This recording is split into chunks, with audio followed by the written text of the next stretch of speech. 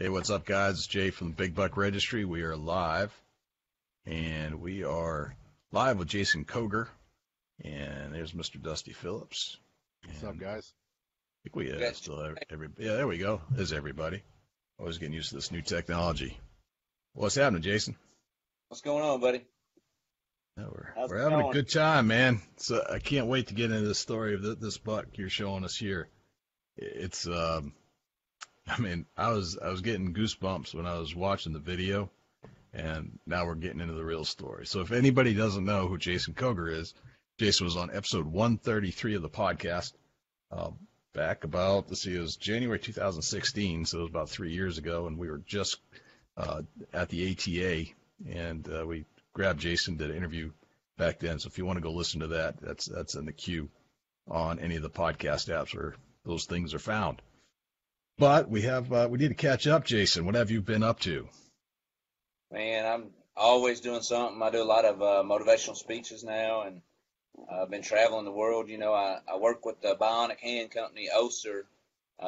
Oser bought out Touch Bionics, and they're based out of Iceland now with a U.S. headquarters in California. So I've been traveling a lot with them, and I have my hooks on today because my bionic hands are on their way home from Texas. They've been trying some new stuff out, some new technology, and can't say a whole lot about it yet. Right, but right. I'm fixing the new stuff, and I'm gonna have to go to Texas, and then I'll go to Denver, Colorado, and then Orlando, Florida, in the next month. So, Gotcha. Jason, if you could just fill us in about how you had your hands amputated in the first place, what that all happened. I know we talked about it on the podcast, but just so for people that aren't familiar with your story, could you just fill us in? yeah. So March 1st of 2008, I was riding ATV around my grandfather's farm, and basically I came in contact with a down power line, and a lot of people they don't understand how I got into a power line. And that year we had an ice storm. We also had a wind storm, and March 1st was the first warm day of the year. And for whatever reason, I'm sure it's weather related, the guy wire had broke, so the utility pole was leaning, which made the lines swoop. They were about 30 inches off the ground, and basically I didn't see it until I hit it. It took 7,200 volts of electricity, so technically probably shouldn't even be here today. I found out after I got electrocuted that 6,900 volts is the death chair, so electric chair. So a little bit more than electric chair. I remember pretty much the whole accident, and then I was life flighted to Vanderbilt Hospital in Nashville, Tennessee, about 2 hours from my house, and immediately, in order to save my life, they had to amputate both arms. I'm below the elbow, both sides, and it was definitely a life-changing experience. But I was only in the hospital 12 days, and I was released from the hospital, and I killed a turkey in April of that year and started hunting again, and started out, I don't know, I mean, I would say like a new hunter. The deer, I killed a deer before my accident. It was in the 150s, mid 150s. And after my accident, the first deer I killed was a button buck, and I was pretty excited about it. So worked myself from a button buck in 2008 to a 185-inch deer in 2019. How many inches per year is that? Well, I ain't shot a deer. I ain't shot a buck in the last couple of years, so I was due one, I think. I probably wouldn't do it big, but and I don't know. We didn't introduce. This is Jeff Jacobs. Jeff was the one in the stand with me. He was the guy that filmed it with his cell phone. We were actually going to try to film with a good camera, and the camera wasn't working, so he pulled out his cell phone. But he sat with me every hunt. Jeff actually had an opportunity at this deer, and I tell everybody he missed, but his gun didn't go off during rifle season, and he had this deer 10 yards, 10 or 12, 10, 12 yards, close and enough. hour or two later he killed a 160. Right at 160. He killed about a 160 about an hour or two after he seen this deer, and his son sitting in front of us, Zachary, he shot one.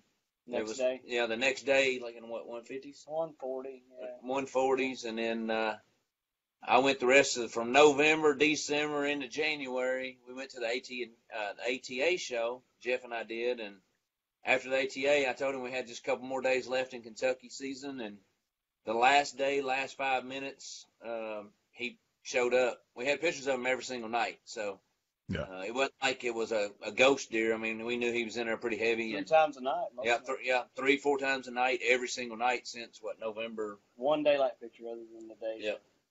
So, worked out. What I'm gonna do is Dusty, go ahead and talk. I'm gonna just switch it around, see if I can get that video that they shot, and I'll bring it up and I'll share it with everybody. Hey, Jason, take and move that deer set antlers to your right a little bit so they can get it in a full picture. And I'm gonna show you if we're still got a video up. I showed this to Jay while you were eating cookies, Dusty. Can you see this? Yeah. That's the shed from last year of this deer. This shed was, 30, 40 yards behind the tree we were sitting in when we killed him. So we found a shed from 2018, and we measured this side of the shed. And if he had the same spread and somewhat the same type of stuff, he gained about 20, 25 inches in 1 year. So he went from 160, 70-inch deer to, mid 180, somewhere around there. But just on this one side is all we got. So that's pretty cool to find the shed. Absolutely. It don't get no much better than that. Right. Very cool.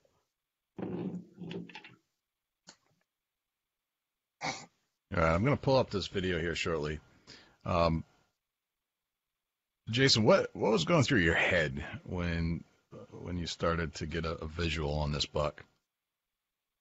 Well, we'll back up a couple weeks before. So a deer came out, and Jeff seen him walking across the field. We were hunting over a couple 100-acre soybean field, and this buck, early one morning, I seen him. There's a little pond about in the middle of it, all growed up. I noticed there was a buck out there, and he's like, man, that's a shooter. And I was like, is it him? I was like, no, it ain't him, but he's a good one. He's a shooter. And he come across that field, and, man, it was during rifle season, and I was kind of muzzleloading. Was it muzzleloading? Yeah, muzzleloading, and, I was starting to get a little nervous. Like, man, it's a good deer. I don't know whether to pass him up or not. And he probably got 20, 30 yards from us, and I pulled up, the muzzleloader and had him in my scope, and I was looking at his antlers, and I was like, man, he ain't a 150-inch deer. Jeff thought he was about a 140, 150, and I thought he was about a 120, 130, and I was like, man, we way off. Somebody's off. And he was over there. I was actually leaning. We were sitting in a Millennium double man 17-foot stand and ladder stand, and I was leaning like over top of him, and the muzzle was basically in front of him. That's what he looked like. He holding his ears, and I was like, man, I ain't gonna shoot this deer right here. We got pictures of this big one, and I was just trying to save this one's life. You heard what I said. So I passed that deer, and we waited, and man, it just, I don't know, when this deer came out.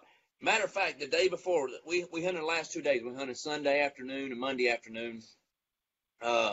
This deer was real close in the mornings at dark, and we was afraid we'd bump him out in the mornings, so we tried to stay out in the mornings and just hunted in the afternoons. And we went in on Sunday afternoon, cold, like 10 degrees, wind blowing. We never even seen a deer Sunday afternoon. And then Monday afternoon we went out. It was cold, wind was blowing, and we knew that it would take cold weather to get him on his feet during daylight. So we got in the stand, and it starting to get a little bit darker. And the first thing we saw was a doe, several hundred yards out in front of us, and it was being chased by 3 coyotes, and the coyotes was right on her tail. She got away from the coyotes, and the coyotes, she went basically to the left, and the coyotes darted and come pretty close to us. And I got my crossbow up. I was shooting a Ghost 385 Barnett, and got my crossbow up. I was going to smoke one of them coyotes, and they never gave me an opportunity to shoot, but they basically was probably, 100 yards to my left and went straight behind us. Well, the whole time we were getting pictures of this deer from the camera that we had, we thought the deer was coming from the left, the way the coyotes went in. And I kept on watching that area, big time. And so anyway, it started getting a little bit darker, and this was probably, I don't know, an hour after the coyotes, maybe an hour and a half after coyotes went through. And, Jeff had mentioned, he said, man, maybe them coyotes get in them woods and bump them deer out. And I don't know if that's exactly what happened or not, but I was looking over to the left, and all I could see some horns and some brush. And I told Jeff, I said, there's a buck right over here to the left. And I kept my eye focused on that, just wondering if it was going to be him. And while I was looking over there, Jeff never did see the buck that I was looking at. But over to the right, he said, here comes some does. So there was probably 8 does come out. They were, some of them were 10 yards from us, and this buck was still probably 100, 150 yards from us in the woods. And then all of a sudden, Jeff said, here he is. And I said, here's what? He said, here he comes. And I said, you're kidding me. He goes, no. I said, man, you're lying. He goes, dude, I'm telling you, you better spin around. And so anyway, I spun around, and by the time I got around to look to see this deer, he was behind a oak tree, but he was out in the bean field, and I still didn't see him.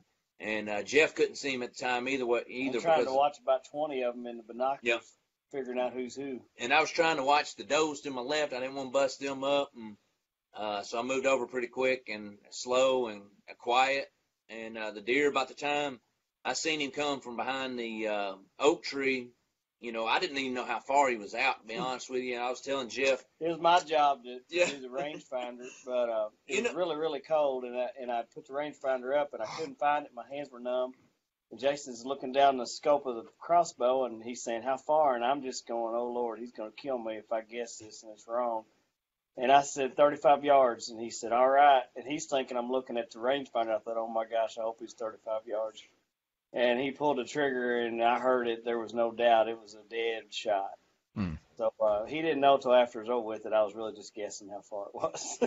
But when he said 35, like, I know I got my crossbow set up where, my first pin shoots out to 38 yards. So, I knew my first pin would probably go out to where he said at 35. And right before I shot, I made a judgment on using my second pin. My second pin's anywhere from 38 yards to 43 yards is where I got it set. And, I smoked him as double lung heart shot, and probably a good thing I used my second pin, but he was a little bit further. But, as a bilateral arm amputee, man, the hardest thing is when I get in a stand, I can use a rangefinder, but I got to do it before deer comes out. I don't have the time to, rangefinder out, range him, shoot him, get ready. Like, I don't have all that time. So, I don't have a whole lot of time, but, I knew where the corn pile was. We had some corn. We're allowed to bait in Kentucky. So, I had a corn pile out. We assumed that this deer would come to the corn. We knew how far the corn was. He came from a totally different direction than we thought, and he was not coming to the corn. He was going to the beans. There was a little bit of beans still left in the field, and he was not worried about the corn. He was not coming to the corn, and that was one of them things that, it's hard to prejudge a distance out in the middle of a bean field. But it all worked out, man. I thank the Lord that, I turned the safety off. I was ready to go, and I was pretty calm. Everybody's like, man, I bet your heart was beating out of your chest. And to be honest with you, man, I was pretty calm about it. Looking at this deer through a scope on my crossbow, he really didn't look as big as he did in pictures of the trail cam pics. You didn't look that big walking across the field. No, and it was dark. It was almost dark. A lot of people, I've already heard that I shot him. The only reason I shot him was because of the moonlight. We shot this deer at 5:09. Sunsets at 5. We get 30 minutes after that. 30 minutes before sunrise, 30 minutes after. I killed him 5 minutes after 9. 9 minutes after 5. And and the funny thing is, I tell people, we're not poachers. If we wanted to kill this deer illegal, we could have killed him any night of any day through November, December, January. It didn't matter, any single night. He could have got killed very easily, but that's definitely not how we do it. And luckily, he came out the night of the very last day. Very cool, man. Jason doesn't give himself a lot of credit too. We would walk in and walk out of there with no flashlight. and we're talking about a 35-minute walk. And Jason's not familiar with this farm, but he led us in and out in the dark. I mean, he's a pretty good hunter. I got to give him a little credit there, but he can climb a Millennium stand as quiet as we can with our hands. And I mean, just the whole deal sitting in the stand with him. We never really hung out a lot till we started hunting this deer. I've known him a long time, but he was a guest speaker for me at my Chamber of Commerce dinner. And I was telling him about missing this deer. And I showed him pictures of it. He said, "Oh, man, I'd love to shoot a deer like that." I said, "Well, you know what? Come muzzleloader season, you come up here, and I'm going to put you on that deer." And I thought, there's no better guy to put on a deer, because there's a lot of days, and even though he's a pretty positive fellow, but he was having bad days in my mind, days that we were probably all having good days. And I thought, if I can get this man on this deer, it's going to be as much fun as me shooting any day. Nice. And I was probably about as excited, or maybe a little more excited than he was in that video, if you guys get to watch it. But That's a great video. Any guy in the world that I'd rather see kill this deer, I do it over 100 times, and probably have just as much fun every time. Oh, absolutely. But I've been really impressed with just everything he can do out in the woods. I mean, gets dressed with 4 layers of clothes as fast as I do. I'd get up in the mornings, he'd have my scent crusher bag open with my clothes already in it and out, and his in there before I'm even getting up and stirring. So, it wasn't just killing the deer. It was a really neat experience, just from start to finish, just watching this guy on his daily routine, Right. And then, he laughed at me a lot. And, we laughed and we got serious. Whenever you hunt for 3, 4, 5 hours and you got to pee and your hooks are cold, it's a disaster. I mean, a disaster. Oh, man. Well, let me see if I can get this video to play, and maybe you can give us a play-by-play or commentary as we go through, Jason. I knew it was the real deal, because about 1 a.m. the evening that Jason shot that buck, I get for some reason I didn't turn my phone, I didn't turn the notification to vibrate, and my phone goes off at like 1 a.m. that somebody tagged me on Facebook. So I halfway asleep looked at it, and I said, "What the heck's this?" And sure enough, Jason had tagged me on a post that, "Hey, I'm ready for another show here, guys. I've killed a giant." Right. Can you guys see the video there? Yes. You can. Okay. At the ATA, man, we were telling everybody about this deer. We were showing pictures, Lee and Tiffany Lukoski and T-Bone and everybody else. We were showing them what we was after, and I don't know. I don't know. I feel like we probably didn't have a whole lot of faith in killing this deer, because we were already talking about, man, as soon as he drops his antlers, we got to go find him. And it was just getting so late, man, and 60 degrees in the middle of January or February, or it's 60 degrees a day. But, and we all said, it's cold weather's going to get him, cold weather. And, man, when we seen that weather break and it was going to get cold, we had to take our chance. Yep. It just worked out. Well, let's play the video. And anybody watching, if you have any questions or comments, just put them in the comment section below. I can't see the screen, so I'll tell you when it starts.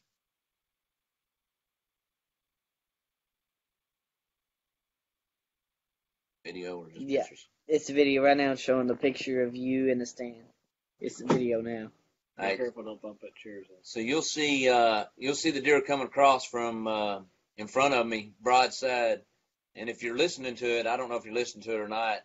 You can hear me tell Jeff when to stop him, and Jeff stopped the deer for me whenever I was ready, and basically took a step, looked at me, and as soon as he did that, I let her fly. Yep, and then he runs And then if you straight look, over there in if that you direction. let him run, if you watch him run and you can't see him really, if you're just watching that area where he ran to, you'll see him run backwards, and that's whenever he ran backwards and fell over. Flip. And he was did a flip. I mean, dude, he didn't run 30, 40 yards.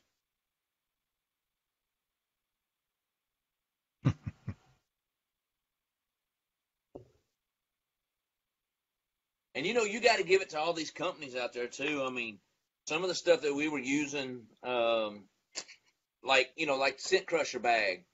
I've never used a scent crusher bag. I grew up, hunting the old way. Whenever I was a kid, my parents, my dad didn't hunt. Nobody ever hunted. I kind of taught myself. And, you started out just hunting like normal, not taking a shower in no scent-free stuff. I mean, nobody had time for none of that. And then I got to doing, scent-free, soap and shampoo, taking showers before. And then Jeff introduced me actually to the scent crusher bag. And I've always knew about it, but, people don't, not saying it wouldn't help everybody. It helps everybody out. But for my stance, I was putting my hooks, my prosthetics. I mean, I wear these hooks all day, every day, and they got plastic on the inside.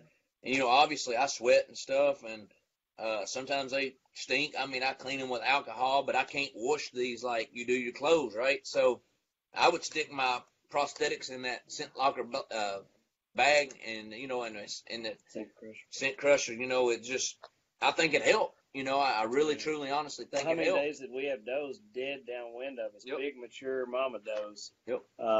5-10 yards, 7 or 8 of them at a time. Never got winded. And then I tell people like, and I'm gonna throw some of these companies out just because I believe in them, not because I'm pro staff. I'm not pro staff for any of them, but the UA Under Armour, the outfit that I wore, I started out whenever I first became an amputee wearing bib overalls. Well, I got to the point where when it got cold, I can't hunt because I don't have the flexibility to even shoot a crossbow, shoot a gun, or do anything else. Right. So then I started doing research. Like, man, I got to buy something that's thin but warm.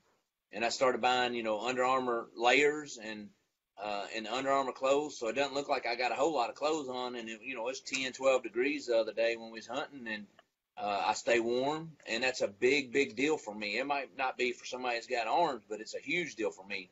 Right.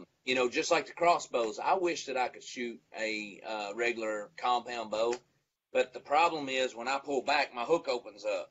So there's really no way, even if you use your mouth, some people say, well, use your mouth. Even when I stretch, my hook opens.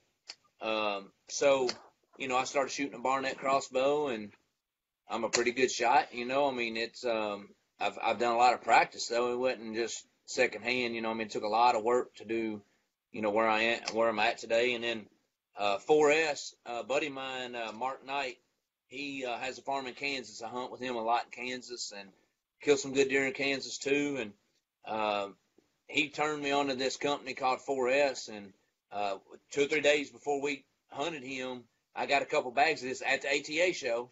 I was talking to Bruce, and I asked if I could have a couple bags. He said, yeah, try us out. I poured it on top of the, out in front of us, and, all over the ground. And whether it helped, something helped, and they say it brings in deer. We have not got to the point where we're going to do mineral licks yet because we just got this farm this year to hunt. So next year, we'll do some mineral licks. And I'm kind of partial to Dave Blanton at Realtree because Dave has been such a great inspiration and a great guy to me. And so I love that product. And then obviously, a lot of people don't think about ladder stands. Back whenever I was hunting when I had my hands, I loved climbers because I love getting high in the air. And then whenever I first became an amputee, back then, ladder stands, 10 foot's about all you could get. Uncomfortable, just wire mesh. And now, we were hunting in a Millennium 17-foot double man stand. I could have stayed in that thing all day with a rail on it. A lot of people, when they talk about these products, they talk about how it helped them. But man, this is a life-changing thing if I want to hunt.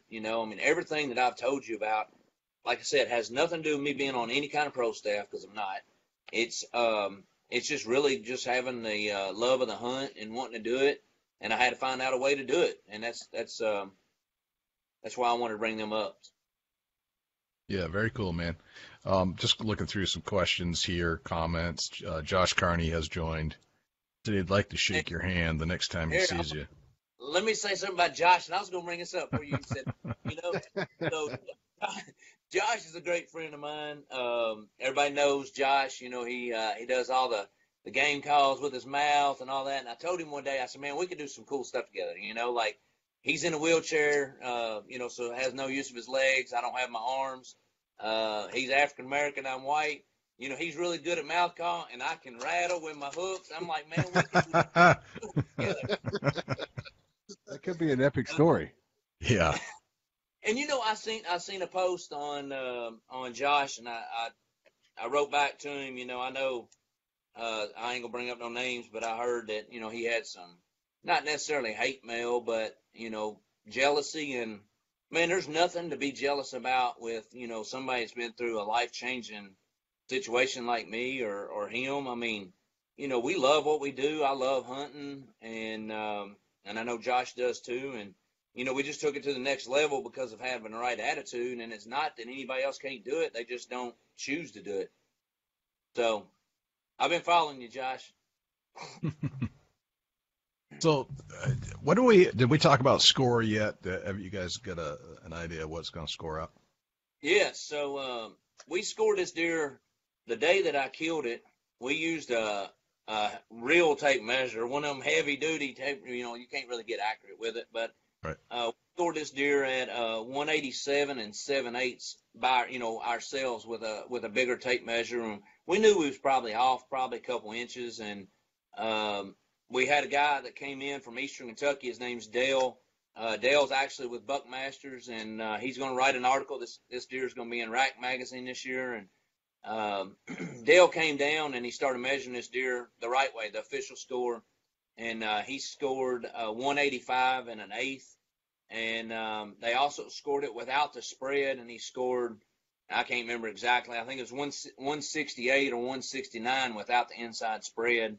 If I can remember right, I think the inside spread was like 22 and 1/8 or 7/8 or somewhere around there. 7-inch bases. Yeah, it had 7-inch bases, and even at the very end, it was 4 3/4 the last circumference measurement. So I mean, he was a brute, man, and that's with deductions and everything. Deductions and all was 185.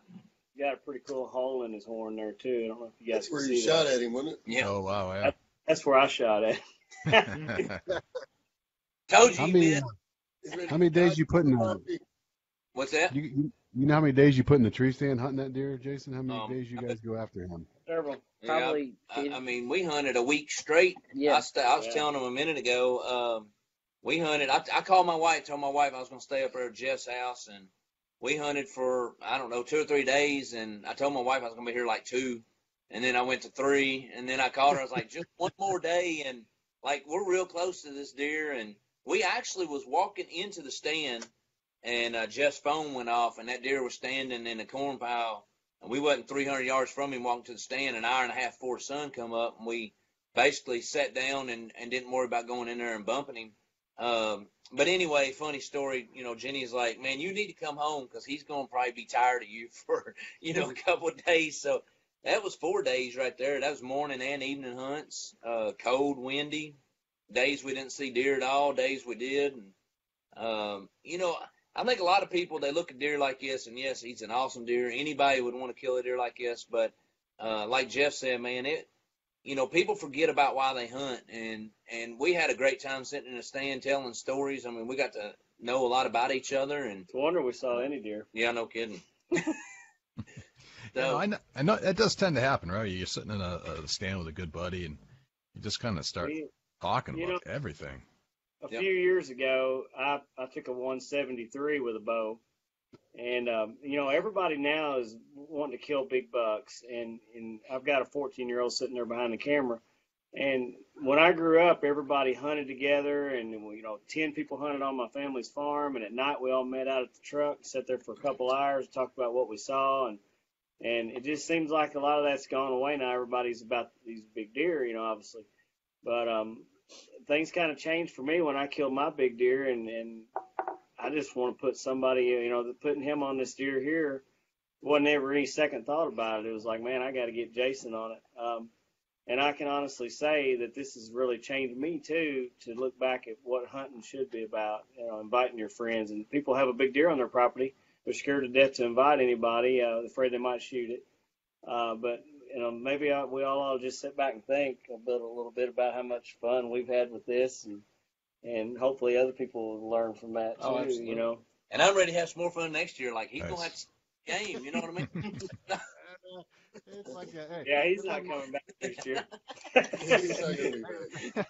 It's like one of them big leeches, you get You get one of them leeches on you in the creek. You just can't. You're tugging on that thing, man. You can't pull it off.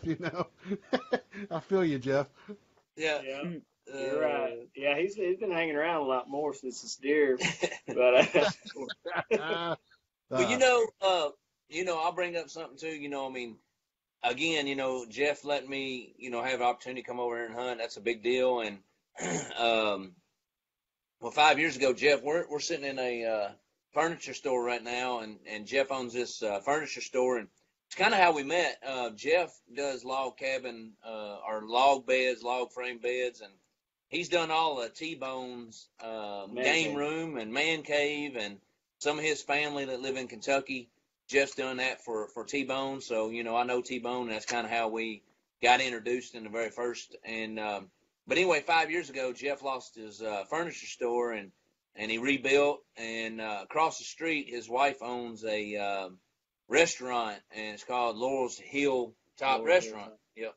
And last week, to the day, the anniversary of his 5 years ago losing his furniture store, they lost their restaurant. So this was just last week. So, this deer we killed together before that happened. And so, I've been thinking a lot about him here lately, trying to, they haven't been able to clean up or do anything yet just because of, fire marshal guys and, all that kind of stuff, but insurance and all that, but, electrical fire. But, so anyway, I've been thinking a lot about him, and now, he's given to so many people around here, and now it's time for people around here to help give back too, Right. I have to say that I think right after Dusty, you got your text from Jason, but the very first text I read that morning after you shot the deer was, Jason Koger just shot a slob. That's exactly what I got. I forwarded on to him and said, you got to go to Koger's Facebook page. He shot a slob last night. That was about 6:15 in the morning when I got up. I forwarded on to Jay. News travels fast. I'm telling you. Carney says, much love to all you guys. Tell him I'll holler at him later. I've been aiming to call him, but I ain't had time. Yeah, news traveled pretty around here about it too. Right. Oh, I'm sure it don't take long for people to find out. On the hit list. Right. Actually, one of them has sheds from him for 3 years, I believe, and then they also have the other side of this shed from last year. No kidding, man. Be all right if the guy turned him over to you. That'd be a cool ending to the deer. Yeah, we've kind of hinted on that. Hope that works out that way. Right. Yeah, that'd be cool. There's nothing better than having all the sheds to the deer you got on the wall. Yeah. So, Jason, what's next? What's next for Jason Koger? Jeff's got to find a bigger deer than 185 next year. Yeah, stop shooting all these small ones, will you, man? Yeah, I know.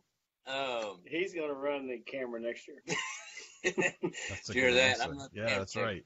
That's right, Jason. Man, I don't know. I'm pretty excited about, Jeff and I doing some turkey hunting. I always enjoy turkey hunting, man. That's one of them things you can lay back and have a lot more fun than, a little bit not as serious as deer hunting. And we got a lot of turkey in Kentucky, so, it's pretty, not saying it's easy, but it's a little bit more laid back, having fun, laughing, walking around, doing that kind of stuff. So definitely been doing that. I'll be traveling a lot next month or so for the new technology that I'm going to come out with. And, I don't know, man, just doing some speeches. Thought about going to Africa, maybe doing a hunt in Africa. Yeah, I nice. killed a bear. I killed a bear 2 years ago, and as far as I know, I became the first person in the world to kill a bear as a bilateral arm amputee with a crossbow. So I don't know, man. I like challenges. So even this year we might try turkey hunting with a crossbow and see what happens. Never done that yet. Dusty, you thinking what I'm thinking? Yeah, that could be super interesting. Yeah. I hear they got a little change in the rules up here for crossbow too. No kidding. Yeah. I didn't know that. Yep. So that'd be something for sure. That'd be a. You ever been to New Hampshire, Mr. Koger? Let's go. I'm all about it. I'll go anywhere. We've got a dynamic turkey population, just so you know. And we host an unbelievable turkey camp in the spring every year. We do. We had just a quick rundown of that. We had 4 guys, 4 birds, 4 days. It was fun last year. We How many 2 of birds the can they guys. kill? You can kill 2 as of 2019, Gotcha. but That's what we're at 2000, right 2018 you only kill 1. But we took out 2 guys that never killed a bird, and had probably my 2 of my top 3 turkey hunts happened in New Hampshire Mm-hmm. with guys that had never killed a bird. One hunt we had a hen walk by us at 5 yards, and the strutter followed her, and it was just a dream setup on how that all unfolded. We could get into a whole nother show about turkey hunting. Yeah, we could launch a whole new series on turkey hunting. The action we've had. It's been awesome. The farm where we killed this, man, we've seen a lot of turkey over there. So about every time we've hunted, we've seen, I don't know, 2 different groups of 20, 30 birds. I mean, That same day, unreal. 60 in one picture. Yeah. that same day, y'all saw 15, and I saw 15 on separate parts of the farm. Yeah. Jay, we might have to include Jeff in on this when we go to Kentucky and hunt birds this year. Yeah, there we go. We can do some trading. Yeah. Heck yeah. Turkey hunt swap. I'm down for that. We like to do stuff like that. Turkey hunting's a blast. I almost hang my archery equipment up to the turkey hunt. Scratch the I deer hunt. should have downloaded another video for you guys to watch. There's a little bit of this story he hadn't told you. Before this, after we saw the coyote chasing the doe, we had a fox about 20 yards from us, and he said, "Don't move, there's a fox." So I look, and there's this fox. I get my camera, get over his shoulder, and he gets a rest, and he pulls the trigger on this fox at what, 20 yards? Probably 20, 30. Yeah, probably 20 yards. He missed. And Not by much. Not by much. so I looked at him. I said, found "Man," his hair. I said, "if this buck comes in and you miss this buck, I'm gonna kill you." So we didn't. He hasn't aired that video much as a fox miss, but he showed that other video out of the deer hitting. But yeah, we do have a little footage of a. He turned right whenever I shot, and I mean it skimped right beside him. I know it got hair on him. It got a lot of hair. I think he heard him pull the trigger. That's what it was. And he just moved over a little bit. Got a haircut. It was close. He got a haircut. It was close. That got him warmed up. Yeah, I had to get a practice shot. You know, Right. I was on a plane with a guy the other day, and he was telling me a story.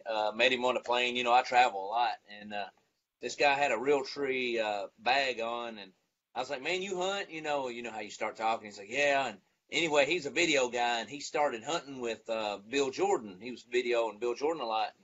He's like, "Man, I'm gonna tell you a story about Bill Jordan." I said, "What's that?" He said, "When he goes hunting, like you sit there for 10 minutes, like everybody's quiet, and he's like, 'Hey, what? You see that whatever, a stick or a leaf 20 yards over?' 'Yep.' He said, 'I bet I can hit it.' He pulls back, shoots.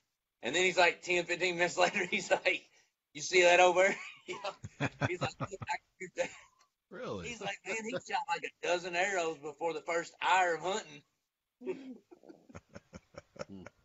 That's what I felt like sitting up in that stand. I'm like, man. And even at this deer, the last day, Jeff said, "Hey, man, if a doe comes out, we need to, stick a doe, and, we need some meat, and that'll get us on film." And I was like, "Man, you're crazy. I ain't going to shoot no doe with this joker hanging out last day." So glad it all worked out. That is awesome. That's a great story, Jason. Thanks for coming on and hanging out with us for a while. It's we love following up with our friends from the podcast, and you have an amazing story, and what you're doing about it is as amazing. And the deer that you shot here, it's a great piece, and I was glad to have you back on and do a little show and tell and catch up with you, see what you've been up to, and tell everybody else what you're doing too. Yeah, man. It ever since 2008, I think a lot of people they'll ask me if I could go back to that day and change anything that happened, and I truly say that I wouldn't, and not because of the things that's happened. Just, man, I learned a lot about life, and learned a lot about taking a lot of stuff for granted. I think we all take things for granted, and March 1st, 2008, 12 days after my accident, they sent me home and I drove my truck for the first time. And I started hitting all these milestones that I would have never imagined I would have ever done. Man, I didn't even know if I'd ever put my clothes on myself or feed myself again. And, to teach yourself all that. And then the opportunities that has came about just by having a positive attitude, it's like, I know you guys know, but, I did an episode on Hawaii 5-0, and then I ended up doing Apple commercials on the Super Bowl, and, Right. done a movie with Matthew McConaughey, and been on CNN and Dr. Gupta and Al Jazeera American Network, and then, hunting shows, multiple hunting shows, Skullbound and Dirt Road Outdoors, and addicted to the outdoors. And, all those things happen because I've had a positive attitude, not because I'm special. It's just all about attitude. So Right. that's the message, man. That's the message of the day. So everybody that, goes through trials, they just got to get through them. Move on. So tomorrow when everybody wakes up, start out with a positive attitude and see how far it takes you, I guess is the message there. Yep, absolutely. Very cool. Well, I think we'll wrap this up, guys. I'm going to kill the broadcast here, and we'll see everybody from the BBR Facebook page. We'll see you again on another BBR Live sometime in the next couple weeks. Thanks to Jason Koger. Thanks to Dusty Phillips. Jeff, thank you very much for joining us. And we'll see you next time. All right, thanks, guys. Thanks.